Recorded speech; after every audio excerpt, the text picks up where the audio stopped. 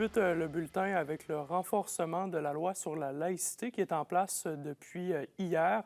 Charline, les avis de congédiement là, en lien avec le port de signes religieux qui ont déjà commencé dans les centres de services scolaires de la région. Oui, effectivement, on parle d'une centaine de personnes pour l'Abitibi-Témiscamingue et environ 2000 pour l'ensemble de la province. Bien qu'il soit en cours de recensement, le centre de service scolaire de l'Or et des Bois nous confirme que moins de 5 employés évoluant en service de garde sont directement visés. Pour l'heure, aucun départ ni aucun licenciement n'a encore été acté. Le directeur général de l'organisation se dit cependant sensible face à la situation. Il explique que de nombreuses personnes migrantes, donc directement concernées, sont des travailleurs qui étaient justement venus prêter main forte. Les gens seront rencontrés, on va leur expliquer la situation. Puis, c'est sûr qu'à partir de là, bien, il y aura des choix à faire pour eux. Puis nous, bon, comme centre de service scolaire, on sera très respectueux de ces choix-là. Puis, c'est certain que ça pourrait arriver qu'il y ait des bris de service en lien avec les remplacements. Mais on va essayer, on va faire tout en notre possible pour minimiser les impacts là, sur nos services à l'élève. Et au-delà des personnes qui n'occuperont plus, oui, leur emploi, quels vont être les impacts directs pour les CSS, Charline?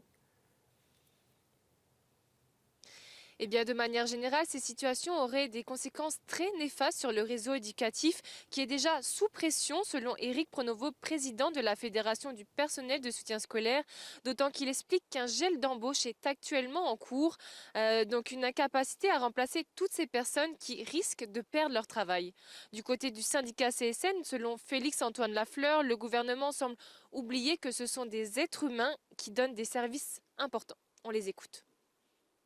C'est une situation qui est très alarmante, surtout que le réseau scolaire, dont le personnel de soutien scolaire n'a pas les moyens de perdre présentement ce ne serait-ce que 50 ou 100 personnes, parce qu'il y a une pression énorme sur le réseau scolaire. Et là, donc, ça vient en ajouter depuis des années déjà là maintenant. Je pense que ça démontre un peu la déconnexion du gouvernement actuel par rapport aux enjeux réels du terrain.